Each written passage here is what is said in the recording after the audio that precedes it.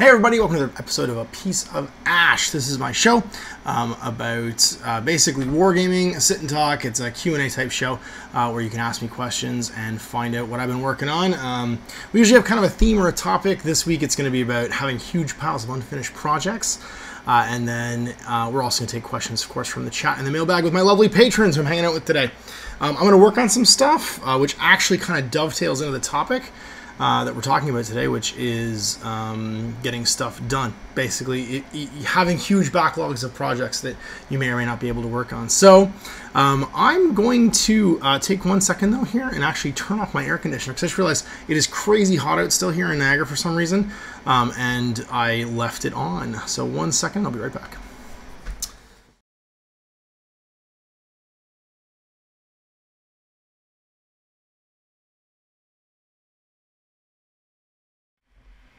There we go, less ambient noise, hopefully, for you guys to have to deal with. Because, yeah, no, I just realized that was blowing sort of like off to the left. And even though I have my mic set to directional, so it should only really be picking up me, I do notice sometimes when I have the volume cranked, I can slightly hear the fan on my laptop because the streaming does push it actually pretty high. And I would definitely probably be able to hear that in the background. So hopefully that helped. And you guys won't be having to listen to any ambient background noise. So let's talk about this week's topic and how did it pop into my head. So having piles of unfinished projects actually popped in my head for two reasons. One, I've just finished painting some miniatures that I've owned for a long time, but that sat literally in a box, like assembled in sub-assemblies and airbrushed. You guys have seen them for the last couple weeks, my nights. And they kind of like... they would kind of mock me every now and again. Like I would look in the box and feel really bad and not be happy with the fact that I spent a whole bunch of time assembling these things. And they sat there for a year. And then as it would go on, I'd get more discouraged and they would get more sort of like the voices in their heads are like, why haven't you painted me? Would get louder and more angry. And so it felt really good to actually crank through some of those projects. I broke open some boxes. I built some miniatures that have been sitting sort of in piles for a while. And I couldn't really identify why I was feeling good about that, but it resonated with me. There was something inside where, like, once I'd started doing that, I wanted to do more of it. And so that's got my brain and my mind sort of onto that idea of, you know, when you're drowning in projects, what can you do? And so to kind of keep that roll going, I cracked open another bag that had literally been sitting next to my desk since June, which was the Primaris Marines from the Dark Imperium Source. I split it with Owen, so he's got the Death Guard side and he finished it. But last night I built all the Intercessor squads, so you can see, like, I do actually do sub-assemblies for a lot of things. Whoa, geez, that bent. So for these guys, I left the bolters off, and they're just sitting here on painter's tape right now, so I can get them primed, and then I'll probably, the next time I'm in the studio, do a layer of airbrushing on them. We'll talk about chapters in a minute, because that actually goes to something else. And then I also built the Lieutenants, and... this is funny because it actually made me pick up a new model. I picked up the Librarian because I really like the Primaris Librarian miniature. He's super cool, especially with his helmet on. I really like his force choke that he's doing. And I built those last night. So I have a few more to build today, and I'm going to build those actually while we sit and chat, which is the Inceptor Squad, which is the guys who look like they're in baby sheets with the two assault bolters, the Captain in Gravis armor, and then I think I've got the Hellblaster Squad to build too, the guys with the plasma guns. So I'm going to start with the Hellblasters and the Captain and see where I get to. But yeah, that's my thing is that's what we're building today, and that's actually me keeping that sort of feeling on a roll, and it actually I have a reason for doing it now. One. And I mentioned this actually in, I think, my On the Paint table for this week. It's really easy. It's funny. Now that I've got my Night Army, one of my favorite things about it is it's really easy to take them and use them as an excuse to paint a little bit more stuff for my Imperium. They're a big chunk of points, and so I don't have to paint a lot to kind of, like, I guess, season my Knights household. So I've played them now with my Blood Ravens. I've played them with my Imperial Guard. I've played them with my... Space Wolves, and all three times I really enjoyed the fact that I could just take a little bit of something or paint like one or two things that were new, and it would change up how the army list played a whole bunch. And that's my plan for going to the 40K tournament that I'll be live streaming to you guys in October, which is the 40K Classic here in Toronto. It's a big 40K event. I'll be in the singles, and you get to live stream all of my games. A lot like I did with the Kumani Expo Immortals tournament, except this time I'll actually be live We're getting a streaming hotspot basically set up for it, and you guys will be able to see the table through all 4 games. So I need an army for that, an army that could play relatively easily too. So my knights are what I'm taking. But I wanted to get more stuff finished. Like, that was where the driving feeling was sort of like in me, is I really wanted to get more stuff done that I hadn't painted in a long time, or that I'd never finished, or was just sitting there like in like a half-finished mess. And what really solidified this idea for me actually was an article on Mashable that I read that I actually reposted to my Facebook page, so you can go check it out, about a guy who'd spent $16,000 on Kickstarters and had nothing but regrets. Basically, he got addicted to doing Kickstarters, and he has all of these piles of board games and miniature games and stuff sitting around that he's not either played, like something he just hasn't even played or opened, or that he just didn't enjoy. And so getting through a huge pile of stuff like that was like on my brain. And I realized what I really wanted to do was I wanted to finish more stuff that I hadn't actually finished before, and get a bunch of stuff out. Since I was trying something new, I wanted to take a pile of old stuff and make an army out of it. So my plan for this Dark Imperium stuff is actually I'm going to combine it with Dark Vengeance and make an all-starter set army. I want to make a playable 2,000 point list using nothing but stuff from Dark Imperium and the Dark Vengeance box. So that's gonna mean that I'm playing Dark Angels. I'm gonna paint these guys as Dark Angels, which is kind of good and bad because like it's so easy to paint Dark Angels. They're painting green is so easy, especially if you want an airbrush. And I'm gonna get to play with some miniatures that are fantastic miniatures. Both star sets are phenomenal as far as like the quality of the components, and make an army out of it. And it actually took my brain back to an article, and that's what I really want to talk about right now from White Dwarf. Ages ago, about doing a bits box cleaning where you had to challenge yourself to make an army out of stuff that you already own, so models that were already in your bits box.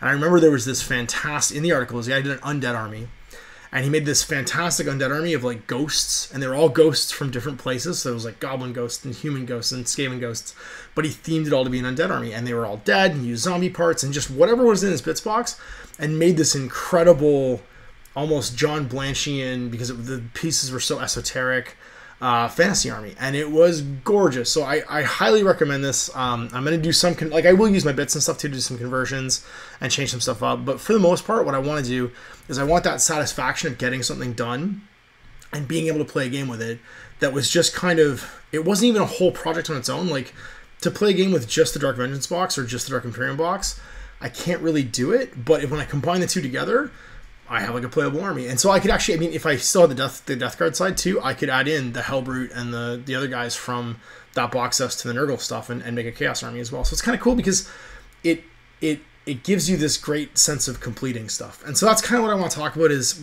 like, what would you do with all of your unfinished projects? And I'll leave that to the chat and of course the comment section when you guys watch this live on, or not live on YouTube, afterwards when it gets posted to YouTube. What do you guys do? What are your tricks to getting through big things of unfinished projects? So that's mine. Is I challenge myself to just, and maybe I'll add one or two things, or I'll buy one or two things, but I'm going to get a whole new army basically out of junk, out of stuff that's in my bits box, and it gives me this like really satisfied feeling, not unlike I guess the Junkicons from the Transformers movie, the real Transformers movie, not the Michael Bay Transformers movies, the ones that had Devo and Weird Al in it. So remember, there's only one Transformers movie, and it has Devo and Weird Al. So we'll jump over to the chat, say hi to everybody, and then we will take some questions from the mailbag, and I'm going to start building my Gravis Captain and other stuff from the Dark Imperium box sets. So I'll say hi, everybody. We've got Marius Petrowski's here, Anthony Lee's here. Who else is here? These are some of my lovely patrons. I am, of course, drinking coffee, as I do. Which is probably a terrible idea now to turn the AC off. I'm actually getting shiny already. Because it is like silly hot for the middle of September here right now. We had this wonderful week last week of like, I call it good weather, but like it's more Canadian weather. Everything was in like the teens in Celsius this past week, and then all of a sudden it went up and it was almost like 30 on Saturday Celsius, which would be like in the high 80s, low 90s basically. And of course it's crazy humid too, so awful. Anthony Lee says the GMG painting pledge has got me to paint more this year than ever before. Hey, Tim Barry's here. He says he made it. So that's my, if you guys haven't seen that, that's my keeping track of it's a New Year's resolution. It's a New Year's resolution group to paint and to post progress shots of everything you're painting. And it kind of keeps you honest because you set a goal, and the goal is usually just to paint one more miniature than you painted the previous year. I am not going to make that this year because I painted like 500 plus models last year, and I've painted a lot of big models this year instead. I think last year I painted a lot of like infantry and small models. This year it was a lot of big stuff, including, you know, just this past 2 weeks, 4 nights. And 4 nights is about equal to painting like 40 guys for me because just the number of pieces they come in is crazy. So yeah, so I don't know. We'll see how that goes. But yeah, if you guys are watching this in the future and you want a opportunity to sort of jump in and do some like holding yourself accountable, I think there's like 600-700 people in it now, and it's constantly busy. There's stuff being posted all the time, and some really talented people actually posting pictures of stuff as well.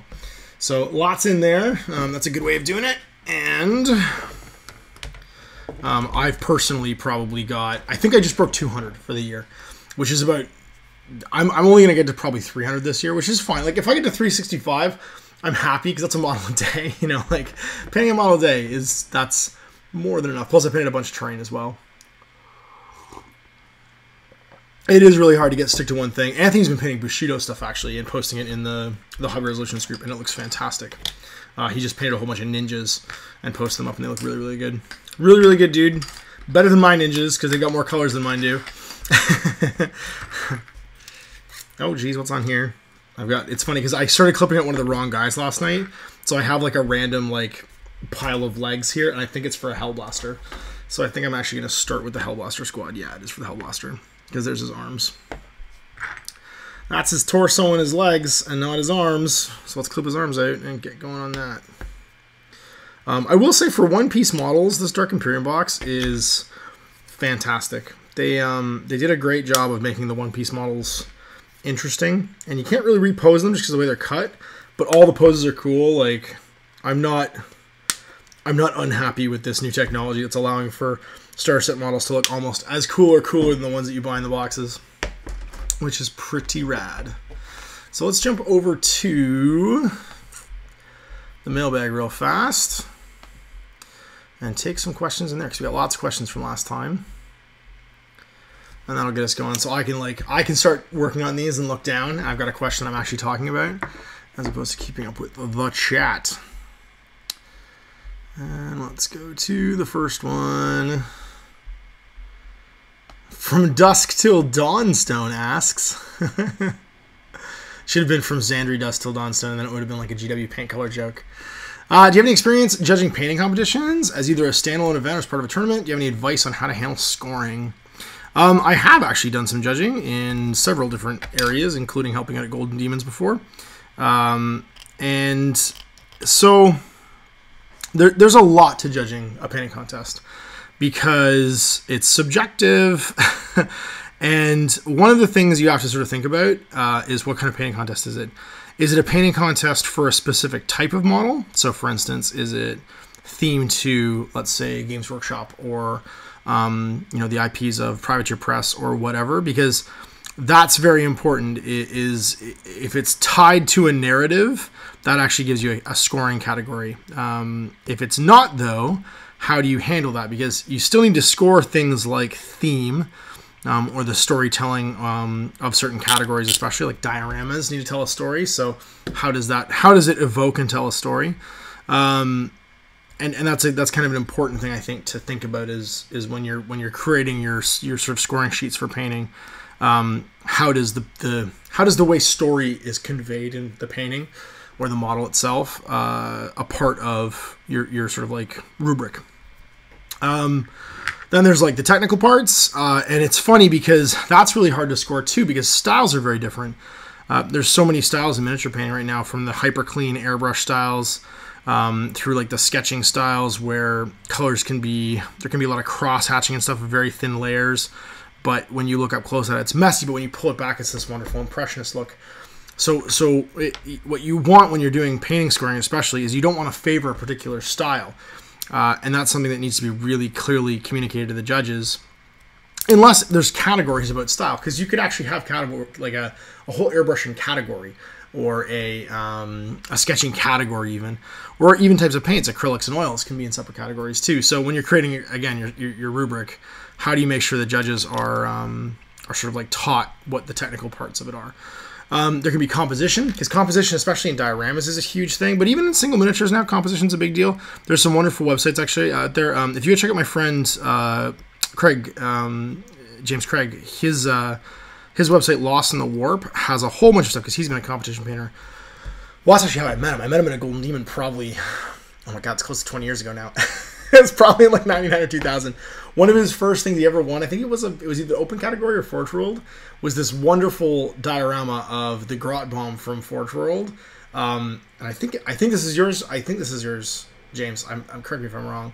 And it was way above an epic tank. So composition there was really important to this. It's a single miniature, but the base had this tiny little epic tank on it, and it's supposed to convey this huge sense of scale, right? This thing's way up in the air, it's falling Slim Pickens style.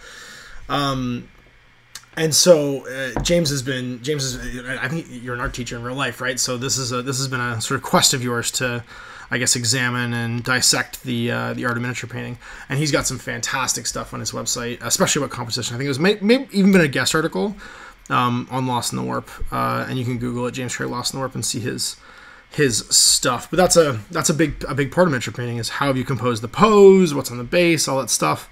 And that can blend into how does it tell a story, but at the same time, there's a bunch of technical things in composition that you can score as well. And so when you've looked at technical, theme, composition, I think the last thing is, how do you make sure your judges are being consistent?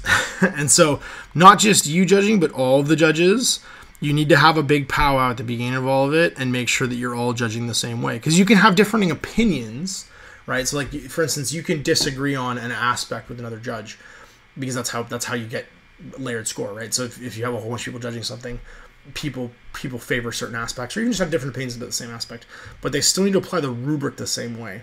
So it's not, so their own preferences don't necessarily bias their judging.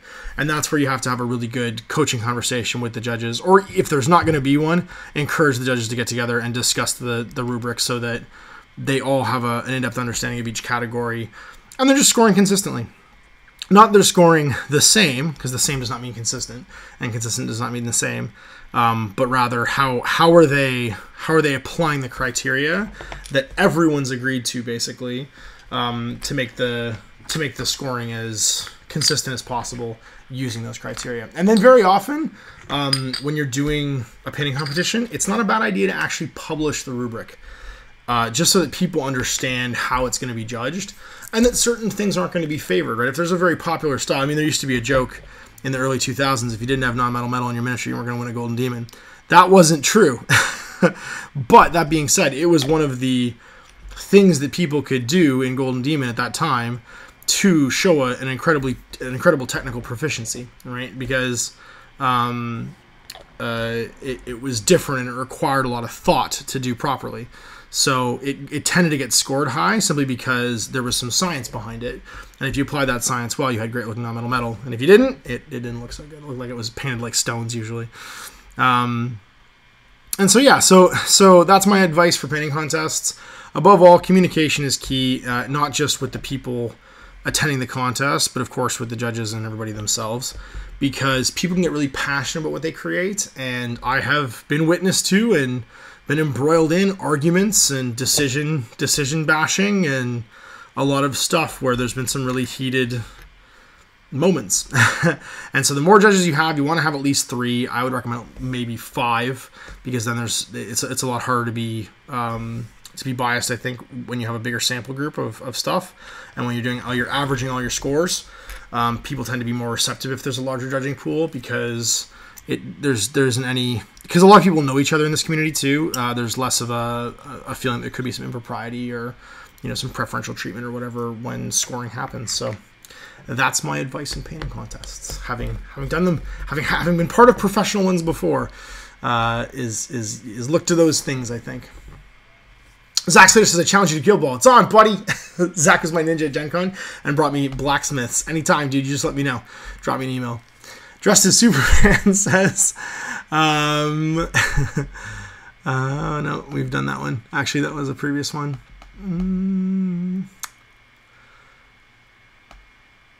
Oops, here we go. I'm not saying that one anymore. Given GW's speedy response to having boots on the ground, do you think Games Workshop will now quickly respond to abusive loopholes in this edition of 40K? I think what's happened is it's not even necessarily Games Workshop responding to this stuff anymore. There's a group that Games Workshop has basically tasked with getting the beat from the street. So, like, getting the opinions of the internet.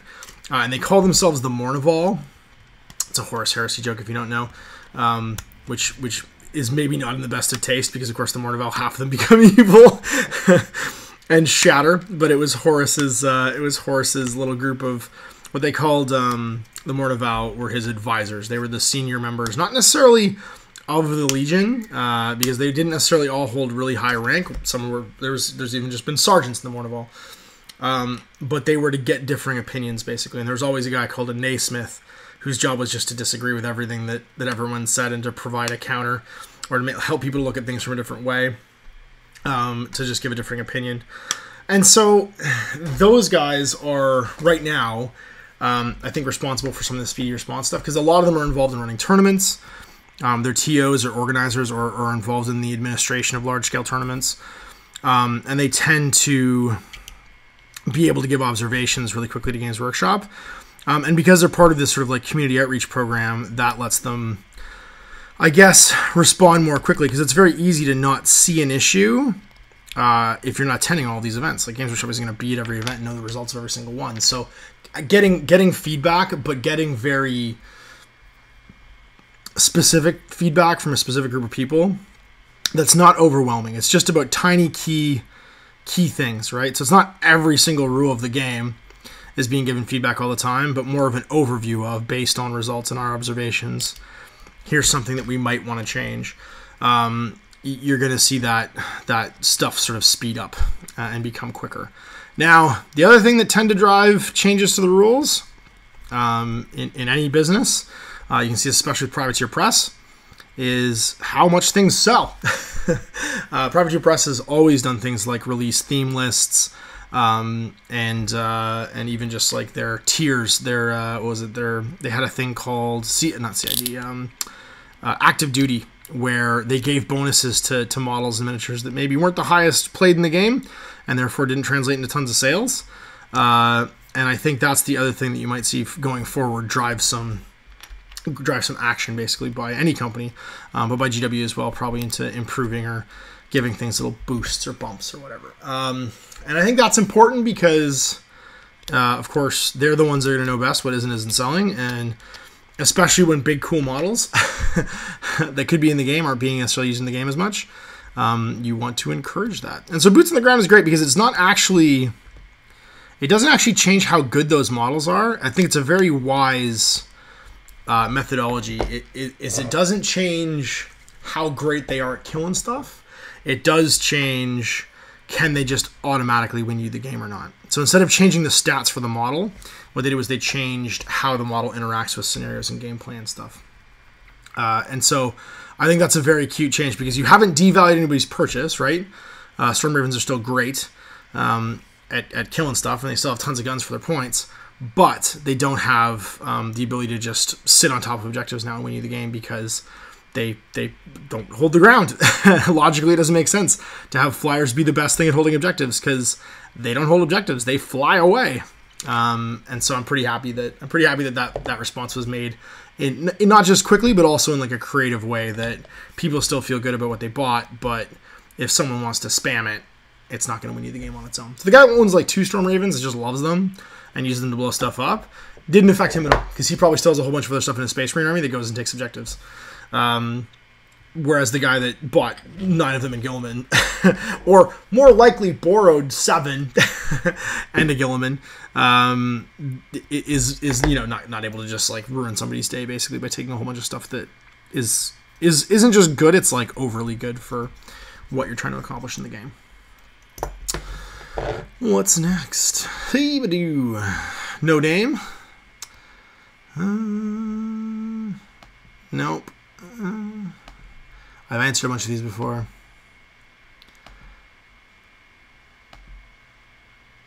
Oh, it's because I added the link from before to try and get new ones. And that's why I've gone through this. So let's see what the chat's talking about, because I've asked, or I've answered most of those before.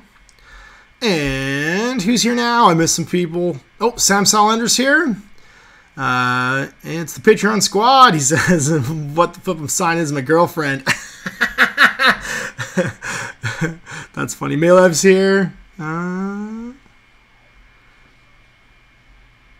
After the Canelo GGG fight, I think 5 judges is a must.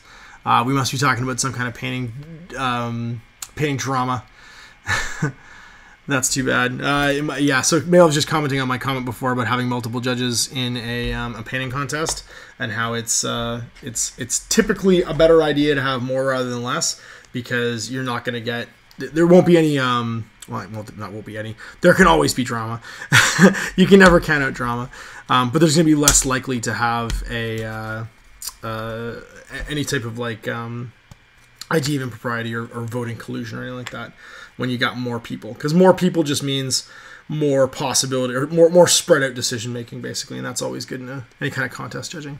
Speaking of which, Dave Taylor's here, and Dave Taylor is actually a seasoned judge of all things event, as well as he has run many painting contests before himself. Oh, Anthony Lee says the 10-point must system is controversial as it is. I don't even know what that means. Randy St. Denis here, and asks who's got a new Mortari in their painting. I don't, because I just finished talking about how I'm trying not to get new stuff to paint. I'm trying to get rid of a whole bunch of, well, not get rid of, but paint a whole bunch of stuff I already own, because like, I'm getting an immense level of satisfaction from doing that. Although I did get a new Imperial Knight based on painting the 2 Imperial Knights that I already done. So I won't say it works 100% of the time, because it did end up with me buying another Knight. But this ended up with me buying a Primaris Librarian as well. So, although it's funny because I like the Primaris Librarian, but I also really like the Librarian that came in Dark Vengeance, the one doing the force hand thing, with like the cool cowl. That guy's awesome as well. And I might just want to paint him for the sake of painting him, because he's super cool.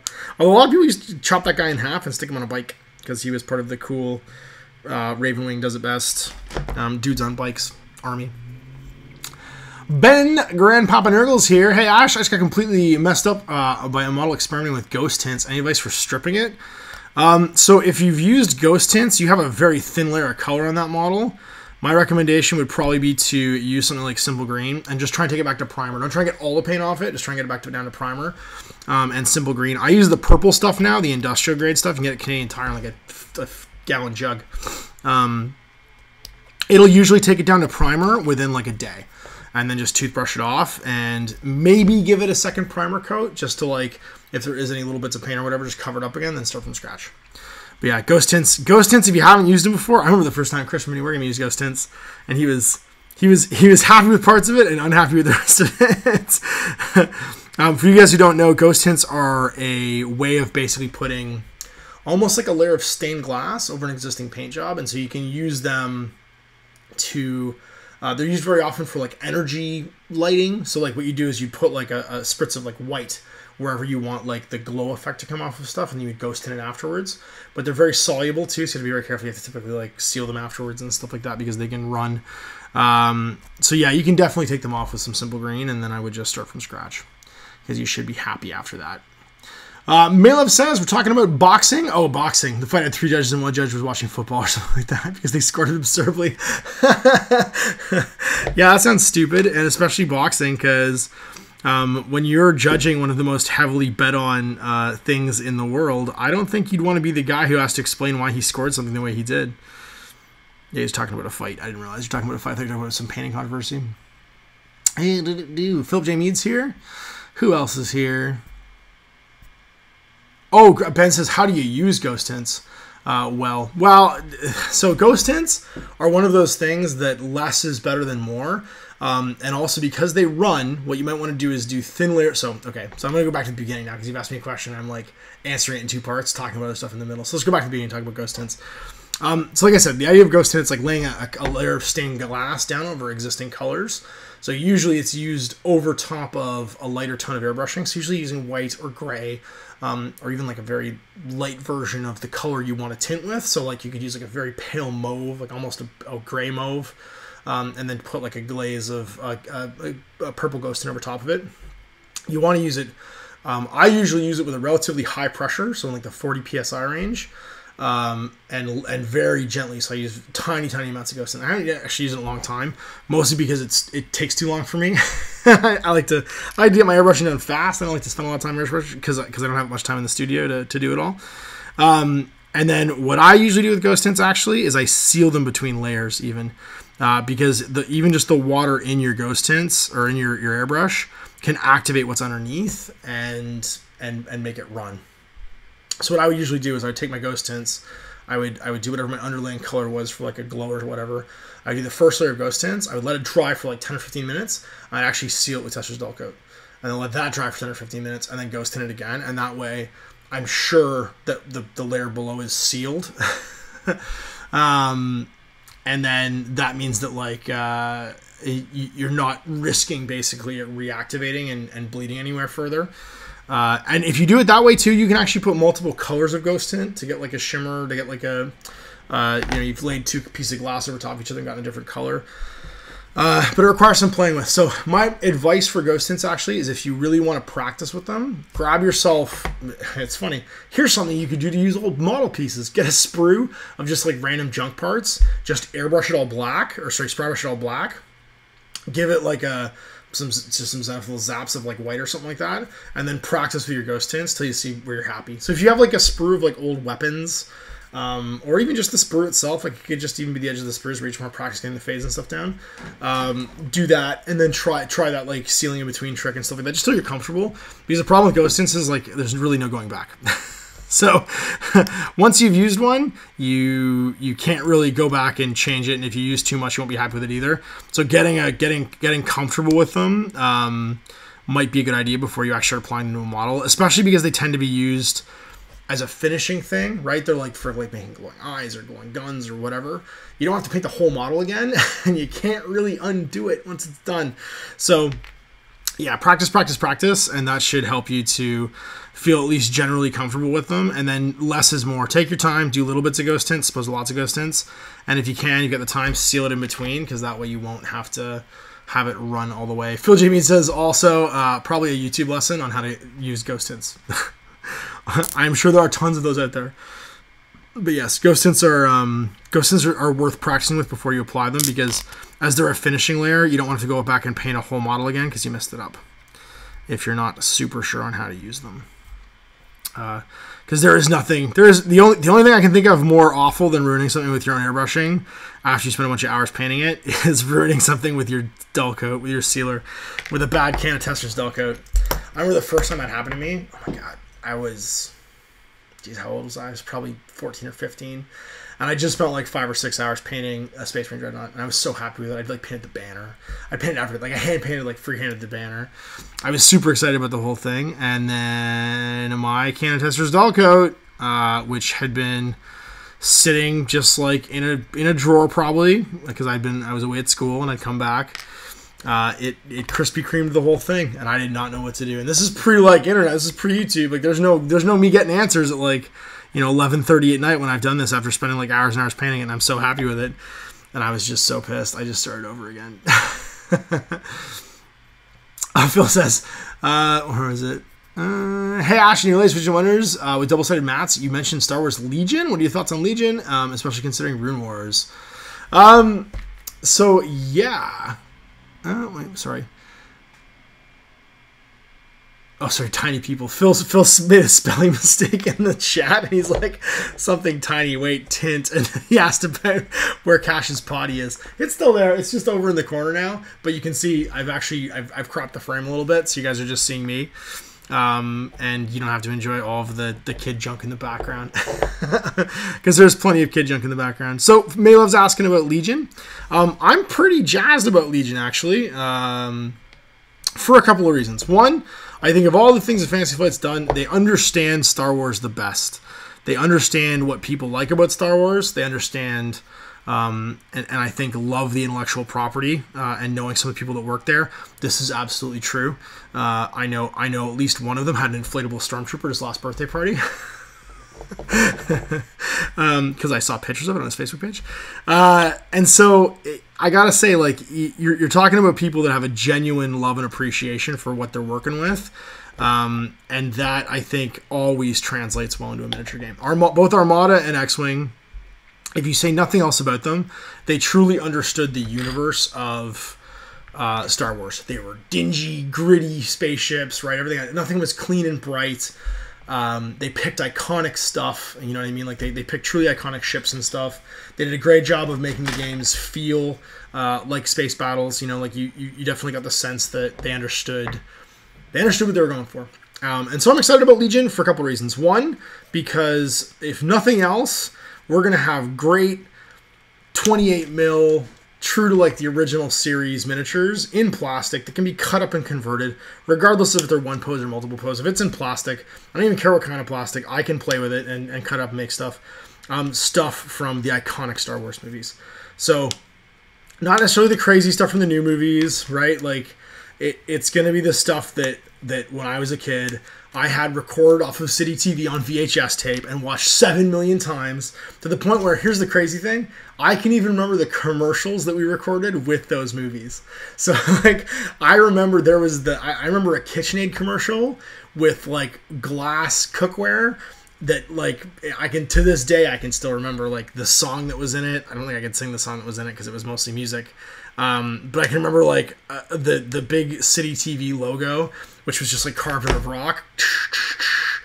I can remember what's his name's voice. City TV everywhere. We had this famous TV broadcaster whose voice is incredibly iconic, but he looks nothing like his voice. He's like this, like, tall, lanky, gray-haired gentleman with glasses, and his voice makes him sound like he's this, like, I don't know, like, rough and tumble dude.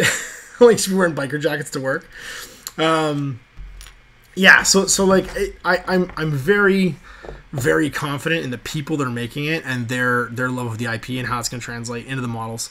The models themselves look solid. Like, they're starter set miniatures. You got to understand, these are miniatures in plastic in a starter set, and Fantasy Flight Games has just started doing that. So they are learning, I think, from every single one. The X-Wing starter set was toys, so it's very easy, I think, to find a factory that can make you toys, because that stuff already exists. The people that made Micro Machines, it might even be the same factory making those toys. We don't know. And so they've already got, how do you make an X-Wing down? You know what I mean? They're just making it a different scale and putting a base on it. So we're talking about people whose experience with making something is growing. They're making unpainted stuff, which is done with Rune Wars, and that stuff was okay. I actually looked at it recently again, because I've got a copy of the box set, and it's not bad. I mean, for a starter set, there are certainly worse starter sets out there, and there's certainly worse miniatures out there. And like I said, it's Star Wars. So if you need lots of stormtroopers, you're gonna paint them lots of fast. I'm actually really excited with that. I think the vehicles look great so far. I'm really excited about the AT-RT that the Rebels have. The speeder bikes look great for the bad guys, for the Imperials. And the game looks good. The game looks like fun. If nothing else, if it lets us play company level, like 1,000-point games, because apparently the box sets are 500 points. So the starter set, the Legion starter set's 500 points, and the gameplay, the official game size is 1,000. So you're looking at roughly twice as many guys as are in there. So you're looking at 40 models, probably less, because you're probably going to get to include larger things too, like maybe an ATST, or the whatchamacallits, the snow speeders. I would love to see like the snow speeder style thing, because they were more like land speeders almost when you had them on Hoth, just like super fast land speeders. Gun emplacements, like all kinds of stuff that's going to be super neat. And then what I'm really hoping is once they've got that core of stuff done, so like the Imperial Stormtrooper and some basic support for it, the Rebel Alliance and some basic support for it, you start seeing things like squads of Wookiees. Like, if I can get a squad of like Wookiee close combat fighters / bowcaster guys, I'm there. Like, I'm in. I'm jazzed to make like some old school style scenery, because one of the things they did great at Gen Con was they had this great Hoth table that had like the Hoth domey things on it, like the sort of like Adobe huts and stuff. mud huts, like all that stuff is going to be so much fun to build and paint. So easy to do too. If nothing else, it's just going to capture the imagination in a way that, for me personally, just the spaceship games can't. As soon as I can play something 28 mil, it captures my mind, and I'm really excited about it. So, if they're really smart, and this is my hope, is they start releasing some books that allow you to use maybe your Imperial Assault minis, which might be close to the same scale. I'm hoping they're the same scale in the miniature game as well, because then they're going to cross. And maybe they're listening. John, are you listening?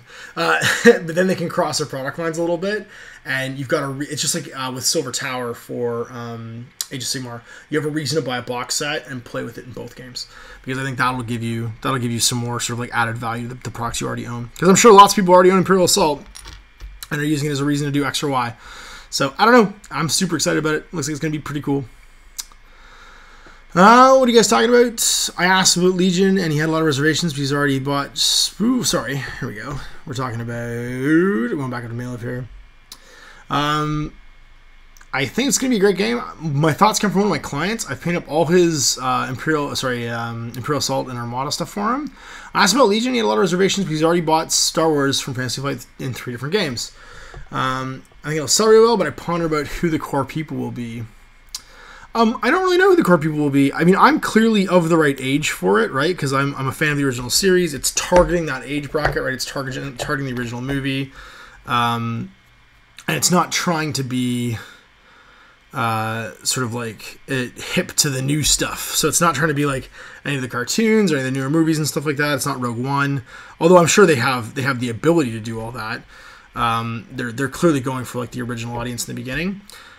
I think the key is going to come down to if they can get it in retail stores. And Fantasy Flight Games is very good at doing that, right? They've got lots of experience now getting stuff to retailers and showing retailers how to play it. So what I'm hoping is, much like their Star Wars X-Wing game, they come up with some organized play stuff, some community stuff. They use their same outlets they're already using for X-Wing to promote it, and they get people playing it in front of other people in stores. Because to me, that's the key. If you can get people playing it in real life, like in front of other people, then it's going to sell really well. And that's going to speak to, I think, how well it does off the internet and in real life. Now, of course, Star Wars X-Wing played in a relatively small space, which was an advantage for it, because you could play a game of X-Wing in a space no bigger than you need for a game of Magic.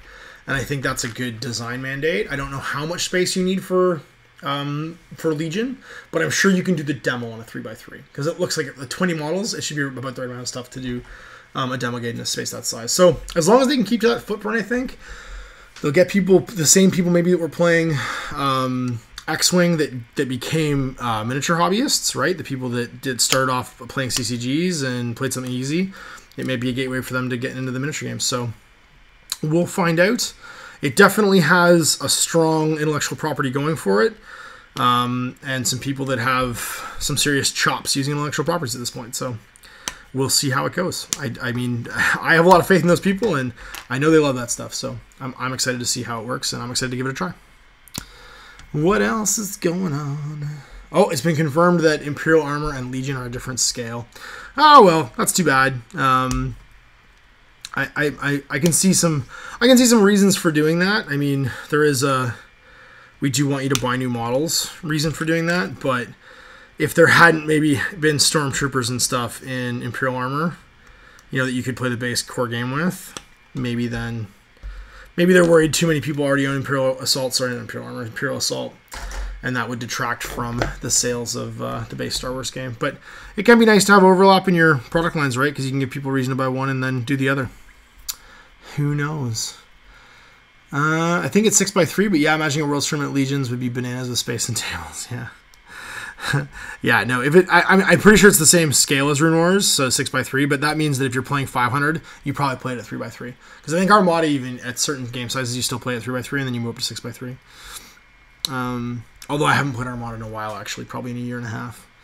Which I should actually bust out Armada and play it again, because I haven't played it in too long. It's a great game. It's a fun little, not Battlefleet Gothic game. Ben says, sorry I swore. It's okay, I edited it out, man. You can swear in the chat all you want. I just can't say it out loud, because I don't want to. I mean, I can, and I do occasionally swear, but You know, I'm just not as potty mouthed as you, Ben. Film says, and we can make the unnamed Legion in 40k and Vader as Horus. There you go. Perfect.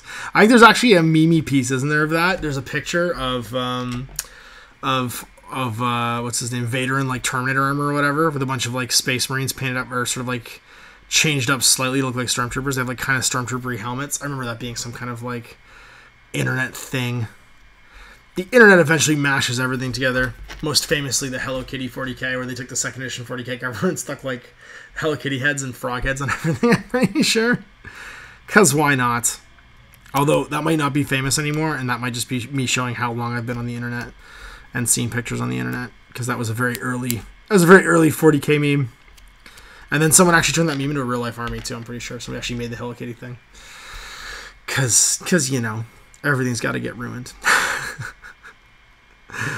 Oh man, these are so much fun to build. I have to say, like, I'm almost done the 5 Hellblasters, and I'm gonna start working on the. I'm gonna do the Inceptors last, just because there are a whole bunch of pieces. I'm not gonna go on bases right now, so I'm gonna build the what's his name, the captain in Murder Armor next. He'll be next, and then it'll be the big dudes in their floaty chairs last. But I'm pretty jazzed about that. I've been going back through my mind and thinking about all the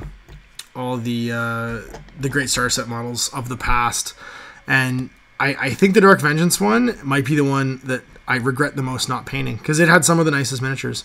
In fact, I'm pretty sure I could get away with using that captain model as Azrael, because he's wearing basically the helm of whatchamacallit, the Helm of Secrets, the lion helm. He's got a big cool sword that could be a sword of secrets. I would just need to give him a big backpack with a great big back banner on it, and then he would pretty much be Azrael. And I need to give him a combi plasma. So if I can give him a combi plasma somehow, that would probably be pretty easy. But he could be Azrael. Mike counts as Azrael.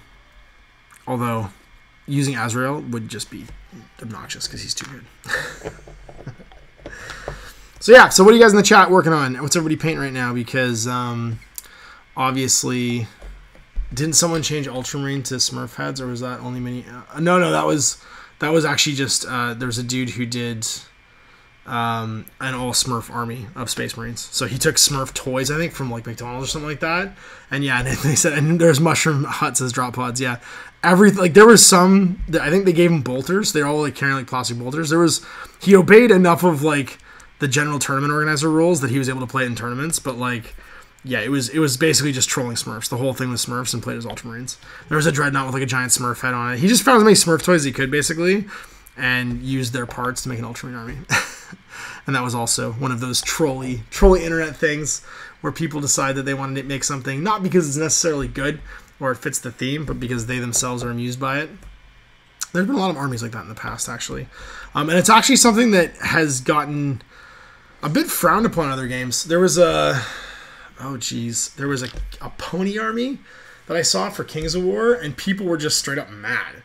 And I was kind of weirded out by it, but they were mad. Like, I won't play against this mad. And it was a guy who used nothing but those. So like my daughter likes these things. They're basically collectible My Little Ponies that come in like a little rippable bag. So it's like when you buy minifigs are too for Legos, where like it's a surprise which one you get and you have to collect them all. Thomas the Tank Engine even does it. My son loves those. He basically used like piles and piles of those to make an entire Kings of War army. And I can't remember what he counted as. I think he counted it as ogres. And people were just like, this is wrong. Like, this is too far. You've used... And Kings of War is one of those games. It doesn't care what models you use as long as it's minimum model count. But, like, he had really nicely painted movement trays, and everything else was just straight, like, just glued to the base, basically. Like, there was nothing done to make it particularly Kings of War-y. It was just a bunch of My Little Ponies on movement trays. And he played the army a whole bunch of different ways. And I think there was other stuff, too. Might have not just been ponies. It might have been ponies and something else to make, like, different types of units. But it was mostly just ogres. So we had like ogre crossbows. I think all the ogre crossbows were the unicorns because they were all like shooting magic out of their horns. And yeah, it was posted. And I think the thread got closed actually in the Kings of War group because like it was so...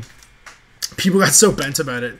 And it was a bit funny actually because, you know, how far do we go with proxying? At what point is a converted army no longer an army and just like, I didn't want to spend any money. Here's what I made. Although I'm pretty sure that dude spent some money because I think each one of those ponies was like $2 or $3. So if he had I think its minimum model count's 4 for a horde. I think he had 5 on each one. So each of those units is 15, 20 bucks.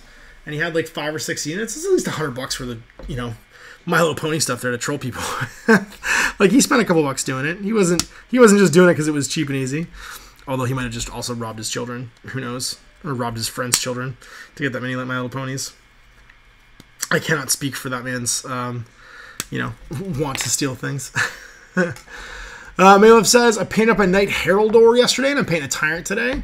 But officially, I'm painting a 3 CPO and R2 right now, which are really dope models. 3 CPO? Do you mean C3PO? There might be a C3PO, or a 3 CPO. I don't know who that is, though. But R2 is certainly something that I know of. And I assume they're for Imperial Assault, because you're painting a bunch of Star Wars stuff right now for your clients. He said, I painted up a My Little Pony X-Wing ship, and that dude gets so much crap for it. Yeah, I bet. Man, the requests that professional painters get sometimes, I'm sure, are crazy. But whatever, man. Like, people like stuff. Who cares? If you like what you like, it's all good. Anthony's got a Black Templar commission I've been putting off for too long, so that's probably next. You know what's cool? I painted a Black Templar army once in a Knight. And I love Black Templars because, 1, most of the work can be done with the airbrush, just like shading the black. And then 2, they look really good with battle damage. So there are armies where you can almost like just paint the details, the metallics and the golds, and then go back in and battle damage the rest of it, and they look fantastic. And then just like dirt them up. So there is certainly never a reason that your Black Templar army should be unpainted, because it is one of the easiest Space Marine chapters to paint. Period. Anthony's also finishing up some KKZ for Bushido, which is cool. Oh, and Mailev's doing some Path to Glory skirmish as well. That's cool. Mailov says 3 CPO is the bootleg version. Grandpapa Nurgle's working on a Cybertronic Nova for Warzone. I have to figure out if I can recover it. Is it busted? What's going on with it? It must be... Oh, this must be the thing that you're working on with the ghost tints, and that's why you're not happy with it. I gotta paint my light tank for Bauhaus, which I'm pretty excited about. I might do that to take a break, actually, in between 40k things. I've been playing a lot of 40k the last couple of weeks. There's been a ton of people that want to play 40k, and actually this week and next week I'm playing 40k a whole bunch too. But then next week we're actually going back to the Silver Tower, which I'm pretty jazzed about. Danny's coming back, so we can do the next 3 shards of Silver Tower. And then Nathan's back too, and I'm going to play my Butchers in Guild Ball. So I'm pretty jazzed about that. So I basically got this week to finish, or at least take a chunk out of, what I need to paint for the live stream for whatchamacallit, the 40k Classic. And I also want to film Renegade, because I've painted them all my Knights now, and I've been trying, and surprisingly, I don't know anybody that owns Knights. Because I've been trying to get any Knight that's in different colors so I can play Renegade with it. But I'm going to end up using just my Imperial Knights, basically, and doing it as like a duel, like an honor duel, to show you guys Renegade. But Renegade is such a cool, neat little game, and I'm really hoping that some of the mechanics from Renegade end up in Adeptus Titanicus, because it has a really cool shooting system. And speaking of Fantasy Flight Games and Armada, the order system for Renegade is not unlike Armada, where what happens is you get 3 actions per turn, and you blind ante them, and then when you declare each one, they happen in a set order of how fast they are. So like Snapfire happens first, then Advance, then right standard attack, then rotate shield, standard attack, and then finally charge, and all of those things are aim attack and then charge. And so it's cool because both Knights basically have to do this like guessing game of what the other one's going to do to try and make their attacks. And the attack system's really cool too, because it's a pair of column dice. And depending on if you're making a Snapfire, a standard attack, or an aimed attack, there's columns of where everything sort of like drifts to. So you're shooting, like you aim for a spot on the enemy Knight, and you're shooting drifts up, down, left, right, basically based on how much you're focusing on shooting. So it's really cool, and there's rules for every single weapon as well. So there's 3 missions in the Renegade block, and it's all OP now. So I'm gonna call it a Throwback Thursday, because this is a game that hasn't been around in a year or two, and no one can buy now unless they reprint it at some point. So it's a perfect candidate for a couple of episodes of Throwback Thursday, and we'll go through and we'll try it out, because I'm pretty jazzed about it, and it looks like it could be something really unique that would make the new Adeptus Titanicus, especially if it's a low enough model count. I think really good, because the new AT could very well use rules like these, because it's only like, I think it's 5 models a side for that game. And so the number of actions you take would basically dictate how big of a model you are, how many crew you have. So Titans might take more actions than things like Warhounds or whatever. And then your resolution would probably be based on how light or heavy a vehicle you are. So like you'd probably resolve the later Titans first. Oh, look at me. I'm right in the new one. Maleb says, not sure if you're familiar with the Battle Systems train sets, but I got my Kickstarter package. Lots and lots of card train. Pretty awesome set so far. I'm not familiar with it, but I'm going to get familiar with it because it's being used in Fallout. They're doing the Red Rocket gas station from Fallout 4 in Battle Systems card train, so I'm definitely going to be checking it out when that comes out. Battle Systems isn't in North America, it's in the UK, so like with all heavy stuff, cardstock or MDF stuff, it's a bit harder to check it out when you're not somewhere that is nearby, because it costs a lot to ship overseas, which can be a challenge for companies like that to break into these markets, based on the fact that, of course, it's heavy and hard to ship, so I haven't seen it yet. Malef says, does Renegade have MechWarrior style location damage? Yes. So what happens is there's a huge grid. So it's funny because what it comes with, the game box comes with 2 like super light, not even card, they're like flimsy like magazine stock location things and reference sheets for your Titans. So what I went and got them laminated in like hard laminate so I can play with them over and over again.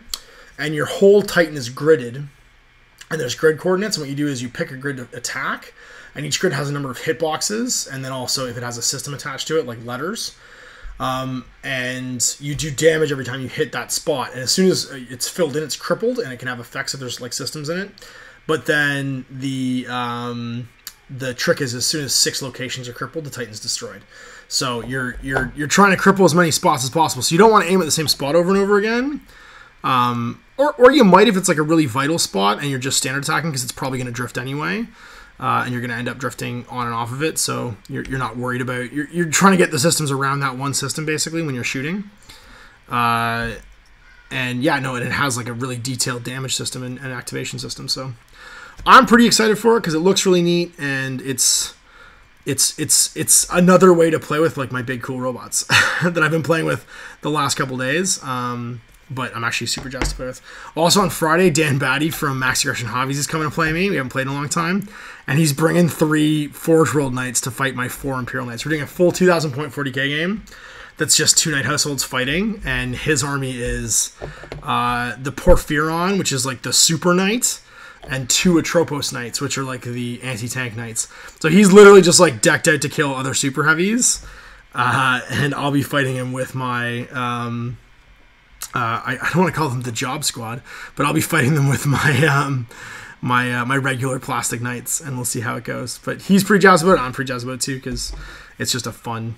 It's fun to do games like that, especially if there's like a theme. And he's been painting knights hot and heavy to try and do this because he really wanted to do it. So pretty excited. That's coming up Friday, and then on the weekend I'm playing some 40k as well. So I'm playing against some Imperial Guard and some Dark Angels. So we'll see how that goes.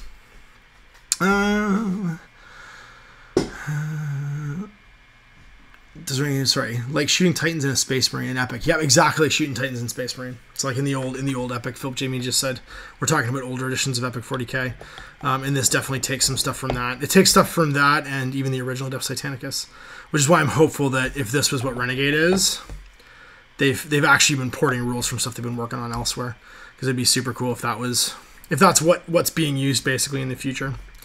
I'm trying to figure it. It's funny because I'm building these, having built a bunch of the intercessor squads now for this army. I'm building the captain without looking at the instructions, and so I think I'm building things out of order. I just realized his head wasn't really going to fit unless I moved it around. But I'm putting his Boltstorm Gauntlet on right now, and it's pretty cool. I do say this miniature is probably this Captain Gravis armor might be one of the coolest Space Marine miniatures I've seen in a long time. But what's funny is I hate his friends. I hate the Elite Choice models. Oh geez, what are they called? The big hand guys, the Aggressor Squad. Oh my god, they're awful. Not my favorite miniatures from this range at all. Definitely not my favorites. But now he's done. El Capitan, this Boltstorm Gauntlet. Oh, I gotta drill this bolter out though. It's funny, this bolter is drilled on the side, but not the front. So I gotta drill out the front of it. That's so weird. There we go. And that's done. And this little duder is finished. So yeah, no, it's funny because that whole painting of those Imperial Knights, like finally getting around to doing it, has actually kind of kicked off like a resurgence of my enjoying painting again and being excited about certain stuff again. So I've been playing a lot of stuff that I haven't been playing recently just because of that. Mel says, I also got this Iguan Poacher to finish. So much Relic Flight to finish. Yeah, me too, man. I got to finish my Iguan and all of my The Deep dudes, which I'm going to paint probably also for Frostgrave Ghost Archipelago because that stuff's all got that same sort of theme. And they'll work perfectly for it too. So those guys will be worked for that and I can do it as well. What else we got? Mel says, yeah, I had to wait around for 12 or so days, but I think Wayland Games does the fulfillment. What are you talking about here? Ordering stuff? I don't know what you're talking about ordering now. Oh, the battle system stuff. You ordered battle system from Wayland Games. Yeah, no, that's not local to me. So I wouldn't be ordering from Wayland Games because it's not here. But I mean, it looks like it's super duper cool. I'll have to check it out. All right, so I can hear the boy moving around, which means we are getting close to the end. We've been going for just over an hour. So throw some more questions in the chat. I'm going to go back and see if there's anything I haven't answered in Survey Monkey. And then once that's done, we will call it because he's starting to fuss and say things like apple juice. And as we all know, apple juice is code for get me out of this room, you horrible old man. Which is entirely possibly my nickname to him. I assume actually that's my nickname to him, as that was my nickname for my father. Let's have a look here. Jan Smith says, I picked up 2 Betrayal of Calth boxes to make a little Space Marine force, but now the Primaris have come out, the old Marines are looking rather stunted and malformed. Yeah, I'm a bit weirded out by that. I don't know what I feel about using old Marines and new Marines. Except Scouts. I'm okay with Scouts still. I'm pretty sure that what I'll still keep using, no matter what, is Space Marine Scouts. I honestly don't know how I feel about putting the regular Space Marines together with these Primaris Marines because they look funny. I'm gonna do it because I'm gonna use stuff from the starter set, but I think if nothing else, Scouts still look great because they're initiates still. You know, like they're still human sized. Even the Primaris Marines would at some point still be not quite bigger than a human and growing into like a superhuman stature that's even bigger than bigger. So like, I think Scouts are still gonna look fine. And actually, Scouts, I think, in the new 40k are really important. I'm tempted to add Sniper Scouts into, like, every Astartes list that I have. Mostly because so many armies are dependent upon these little light characters that you just can't target normally. And the Sniper rule means that you can just pick them out and pick them out and pick them out. And you can deploy them, you know, you can save them basically to deploy as soon as that character is somewhere. Give them chemical, stick them in a building where they can see that guy 36 inches away and just keep pinging away at him. Where he hopefully can't go run and hide. Because they're pretty efficient at doing it. They hit on 3s. They're strength 4, so they're usually winning like baby characters on 4s or 3s sometimes if you're lucky. And then that 6 is a mortal wound on top of the normal armor save too. So like you can potentially do 8 wounds with 4 of them, 10 wounds, 5 of them mortal, which just kills a guy if you hot luck your dice. So I'm really excited about them. I think they're super cool. And yeah, no, I do agree though that there's a disconnect visually now when you have regular Marines with Space Marines, so I don't know if I want to do it. Anthony says, have you got any advice on how to shade black? I've been base coating black, dry brushing gray, and washing with Drakenhof. It works really well for robes, but not so good for power armor. So here's a great, if you're not going to be using an airbrush and you're going to dry brush black instead, here's a trick that I actually learned from my buddy John Schaefer that I used to work with at Workshop on how to do black power armor. So instead of dry brushing it with a something like a gray, try a very dark blue and then a little bit of blue gray, and actually dry brush all of the armor everywhere. So you dry brush the whole Space Marine, the whole whatever with that color, and then instead of actually going and highlighting the edges, what you do is you paint the panels in black. So you go and you paint all of the panels in black, and you don't use a wash, you actually use things. Oh, sounds like Cash is awake. But that's actually a faster way of finishing up everything, and having all of your edge highlights actually already done, is you paint the inside of the panel instead of the edge. So he's a howling right now, so I think we're going to end this off. and say goodbye, because I think he's woken up, either bumped his head or he's just mad about something. But anyway, big thanks to you guys for being patrons. And of course, big thanks to everybody who watched this in the future on YouTube. Have some discussions in the chat, and I'll throw a link for the next piece of Ash. It'll be live on YouTube next week. Any of the video description below. I'm going to go off and be a dad now, and see what's going on with the boys. Thanks for watching. We'll see you next time. Till I'm Ash. Happy wargaming.